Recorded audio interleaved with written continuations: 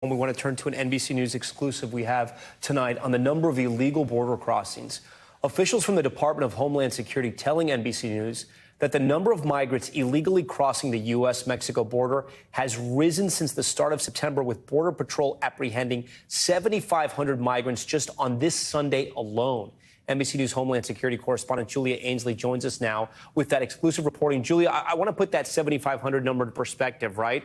According to the latest data that is available to us on border crossings, from July border crossings, the average just over 4,300. And we saw this decrease in border crossings with the expiration of Title 42 in May. But now there's a much different story. Explain. Yeah, that's right, Tom. You and I were down there when they got to record highs, near 10,000 a day, just before the end of Title 42. Then new policies came into place to make it more restrictive for asylum. And when we talked to people who were on the other side of the border in Mexico thinking about crossing, they were kind of in a wait-and-see moment to see how tough these restrictions might be. We saw the numbers start to increase over the summer, and now they are really rapidly increasing. We've been able to see in certain sectors some rises, some evidence of that rise. Street releases when they're not able to find enough room for shelters in cities like San Diego and Nogales, Arizona. Then we've also been able to see the numbers of families rising in areas like Tucson and Rio Grande Valley.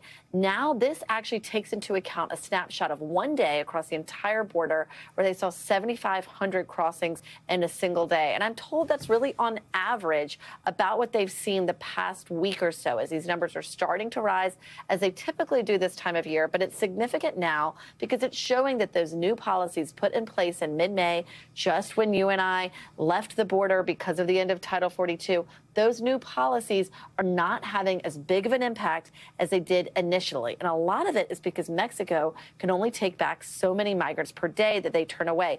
Migrants are learning that, starting to take things into their own hands, and starting to get frustrated when they're not able to get appointments or try to get into the U.S. the legal way. Yeah, we have some reporting from the Darien Gap coming up later in the broadcast that is sort of shocking about how many more are coming through South and Central America right now as we speak. I do want to ask you, tell our viewers where on the border we're seeing this sort of crush and the cities around them.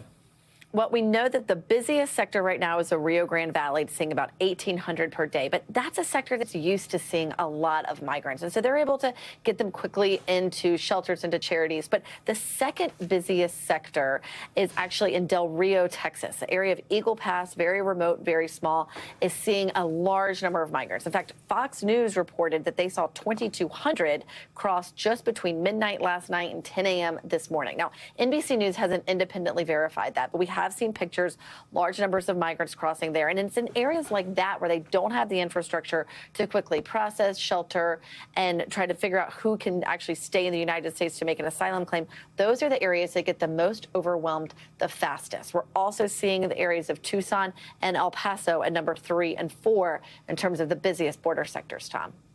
Our Julia Ainsley with some new reporting from the border tonight. Thanks for watching. Stay updated about breaking news and top stories on the NBC News app or follow us on social media.